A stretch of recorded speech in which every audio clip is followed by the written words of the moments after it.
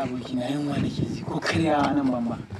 Gaskiya wallahi mu gaskiya alhamdulillah yau na ci waina da shayi da biredi wallahi ba libi alhamdulillah. Kai lafiya lau ne. Mu gaskiya ba a ce ko. Lamarin ƙasar ne sai a hankali. Allah ya ga ganin ba ni ko sisi. Na Allah ko za ka taimaka ka ɗan bani wani abu.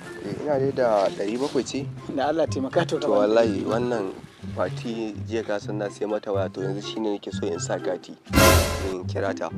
Dan asara. In ba ka ba. Kai yanzu da ka bani in je in sai abinci ina abokinka ina jin yunwa gwara ka ba wata ƴar asaras. Soyayya za a yi. Gwara ka ba. Kauna za a kwasa.